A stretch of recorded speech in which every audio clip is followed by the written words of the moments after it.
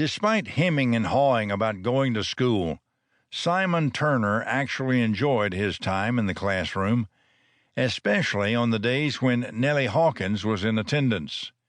15 and with long dark curly hair and big beautiful blue eyes, Nellie had a smile that could light up the room. It was a bit awkward that she was a head taller than he was, but his mother kept telling him he hadn't hit his growth spurt yet, so he was hoping to catch up to her soon. As an added bonus, Nellie happened to be best friends with Simon's closest confidant and cousin, Autumn Hayes. Both 15, he and Autumn had been close since birth. Simon wasn't sure how Nellie felt about him, because he'd never asked her. Not that he exactly knew how he felt about her either, although he could feel an undercurrent of something whenever he was around her.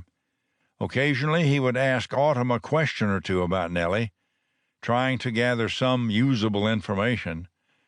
But it was like his cousin was wearing blinders, and she could never seem to connect the dots that he might have an interest in Nellie. He didn't have the courage to come right out and ask Nellie if she liked him, mainly because he feared what her answer might be. Slim and lanky with coal-black hair and nut-brown skin, Simon brushed a strand of hair out of his eyes and looked up from his reading assignment, searching for Miss Abigail Thompson, their teacher. Deeply religious, Miss Thompson didn't tolerate any intermingling of the males and females, so when he saw her on the other side of the room helping another student, he turned in his chair to look at Nellie.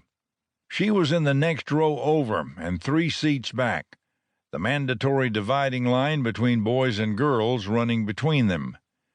Tossing a piece of chalk, it ricocheted off the top of her desk, and Nellie looked up and scanned the classroom to find the culprit.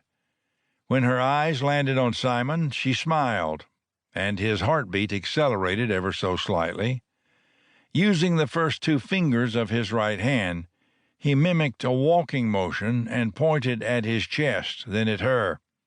Nellie nodded, then scolded him by placing her finger against her lips. Simon smiled and turned back around. Sometimes she would let him walk her home, and other times she wouldn't.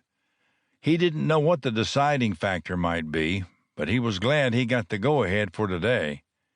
Simon, Autumn, and Nellie had blown through the 8th grade curriculum long ago and were now working their way through the secondary education material, what the folks in Wichita Falls called high school.